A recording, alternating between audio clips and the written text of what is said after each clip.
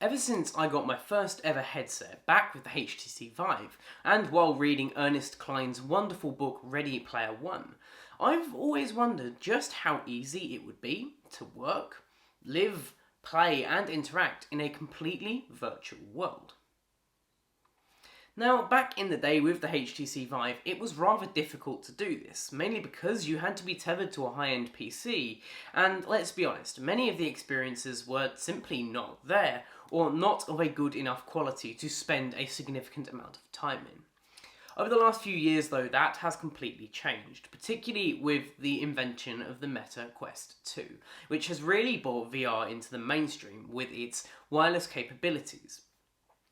So, for the next 24 hours, I'm potentially doing the most stupid challenge I can think of, and I'm going to be living, working, playing, and doing everything inside of virtual reality.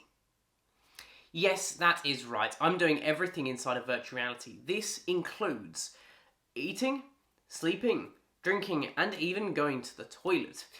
I am really committed to this. I believe this is something that we could actually do.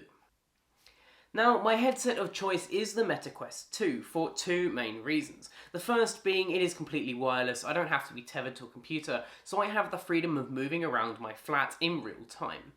Also, to aid with that, it does have pass-through mode as well, which makes it easy enough for me to be able to walk from point A to point B, seeing the world around me without walking into walls, doors, and other fluffy obstacles. To make things a little more interesting though, I do have 5 challenges that I've set myself to complete inside of virtual reality. Number 1, I do have to actually do some kind of work inside of virtual reality. This could be editing, this could be even programming. Number 2, I do have to meditate or do some kind of mindfulness activity inside of virtual reality. Number 3, I have to complete a workout. Number 4, I have to play a multiplayer game. And number 5, which I think could be potentially the most difficult, is making a friend inside of virtual reality. So with all of those rules out of the way, right now it is 9 AM on the 2nd of December 2022, and we are ready to get started with the 24 hours in virtual reality. Let's go. Step 1 of my journey was, of course, setting up the Guardian boundaries. This is something that you can do with the Meta Quest 2 and many other headsets, which just allows you to not run into any walls or objects, because it's just going to warn you when it gets to the edge of your environment. This is actually where I discovered my first issue, and that is the space that you can actually use is fairly small. I was able to do the office here, the hallway, my bedroom, part of the bathroom, and some of the living room, but I missed out a lot of the kitchen and some of the other areas of my flat as well, simply because the area just couldn't be made big enough.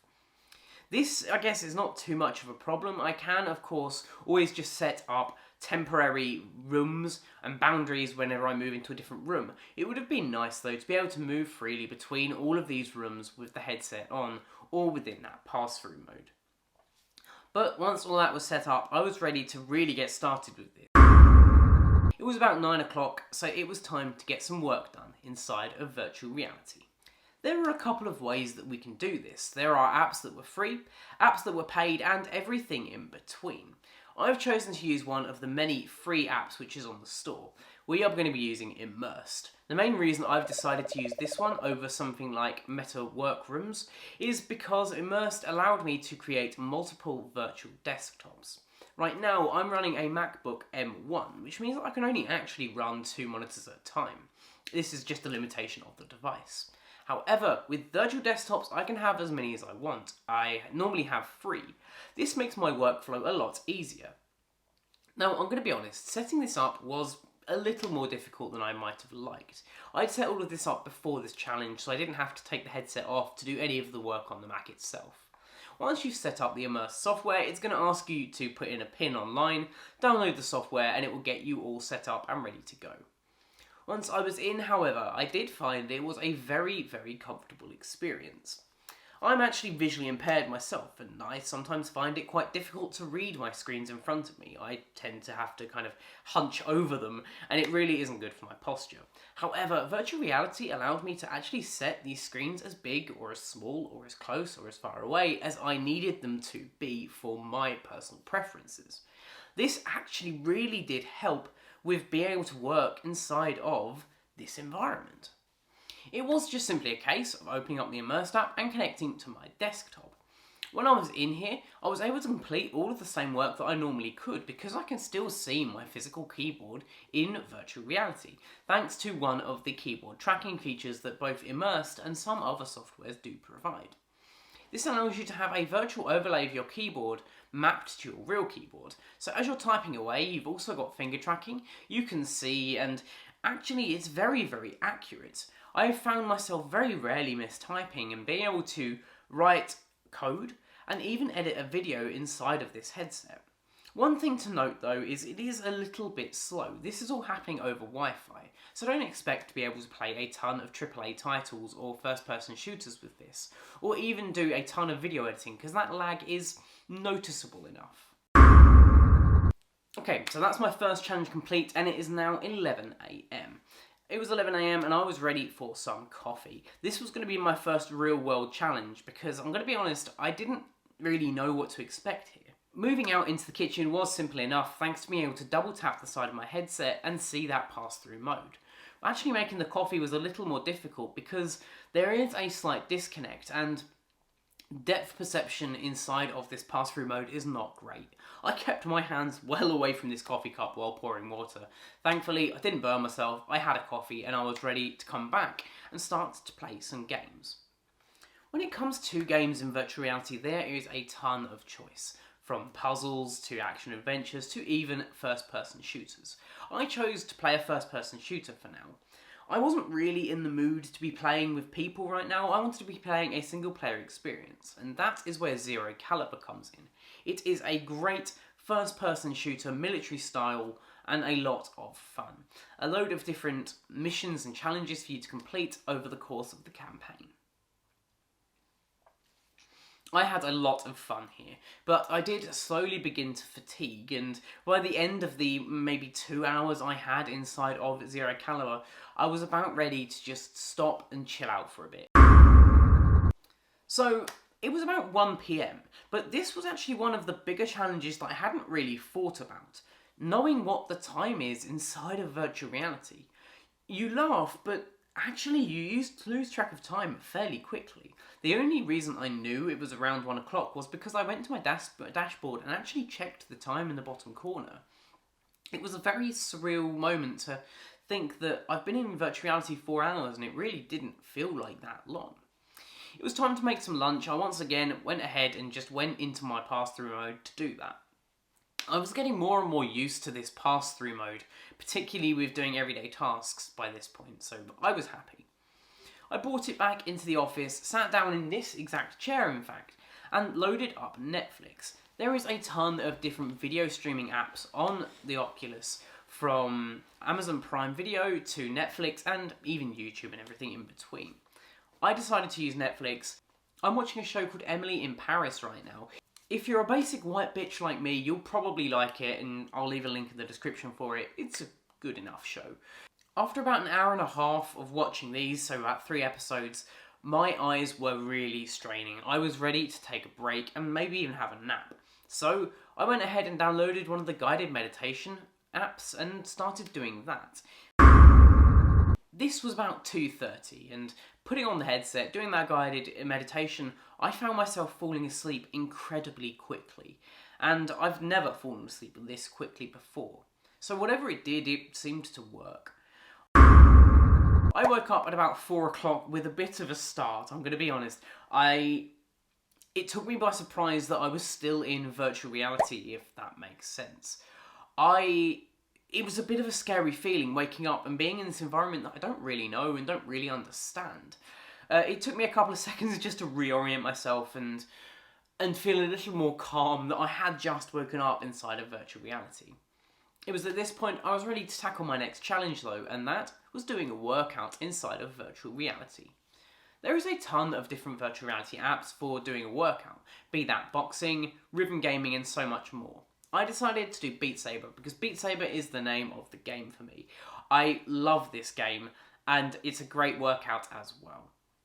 Now Oculus of course do have a way of being able to track those workouts inside of virtual reality thanks to their Move feature. You can just take a look up and it tells you how many calories you've burnt and how long you've been exercising for. This is a perfect way of being able to keep fit in virtual reality and keep track of that time, which, as we noted, is harder than you may think.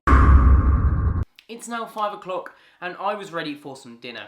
This was going to be my biggest challenge, cooking a curry inside of virtual reality with that pass-through mode. I was so scared that I was going to lose a finger. Thankfully, I still have all 10 of them. I have no cuts and I actually managed to do it. I'm very impressed with myself that I managed to do this without causing too much trouble. Once I'd made this, I sat down, loaded up some YouTube and watched the Sidemen while I had that dinner. It was very nice, and actually, I just don't suggest you do it. It was disorienting, it was more difficult than it needed to be, and there was always that fear that I was going to cut myself or do some kind of damage. It is 6 PM. This time, I was ready to get back into virtual reality just to make some friends and start to play some multiplayer games. There are a ton of different places that I can go to make friends and play together. My go-to has always been Rec Room, just because of the amount of mini-games that there are to play, the diversity of the community, and the friendliness of that community. So I loaded it up, and I knew the first place that I needed to go was the Rec Centre. Heading into the Rec Centre, I found a group of guys, and I started talking to them and explained to them that I was doing this challenge of 24 hours in virtual reality.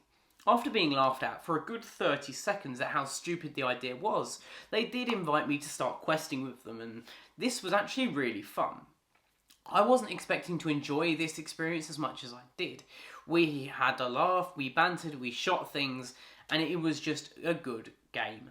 Overall, we spent about an hour and a half in this challenge, just running it through and through and through until we got to the end. Once we got to the end, I really did feel like I'd made a bond and a connection with these guys. So I did the inaugural handshake in Rec Room, completing the last 2 of my challenges. Playing a multiplayer game and making a friend in virtual reality. This time it was 7:30 PM and I'd done it again that I just lost track of time. I didn't really know what the time was. I wasn't really up for playing more rigorous games. I was ready to start to chill out and just have a bit of fun. So this time we opened up Pokerstars VR. This is just poker inside of virtual reality. A much more chilled experience and a better place to make friends than Rec Room, I would say. I sat there and played through a few games of poker, won quite a lot of money, lost quite a lot more, but just overall had a great time. We then eventually hit 10 o'clock and I was ready for bed. I did the same sort of thing I did earlier, a little bit of meditation and then just to sleep. What I did find difficult about sleeping inside of virtual reality with the headset on though, was that I couldn't sleep on my side or my front simply because I had this headset on my face. I had to sleep on my back. This is not normal for me, but I did it and it wasn't that bad. Once again, within a few seconds I was asleep and I stayed asleep. It's very, very rare for me to stay asleep inside when I'm fall asleep originally. So they must be doing something right, and I can actually see myself doing this a lot more often. Spending half an hour inside of virtual reality before I go to bed to do some meditation really did seem to help relax my body and mind. I woke up the next morning at 7 o'clock and I was ready to face my day. Again, that panic set in that I'd woken up in this virtual environment, but it subsided fairly quickly. I went ahead, made some coffee, made some breakfast, brought myself back into this office, watched a little bit of TV, and then I was ready to take this headset off. It was 9 o'clock in the morning. I had completed 24 hours in virtual reality. I was actually kind of pleased to be able to take this headset off because the fatigue, particularly eye fatigue, was kicking in at this point.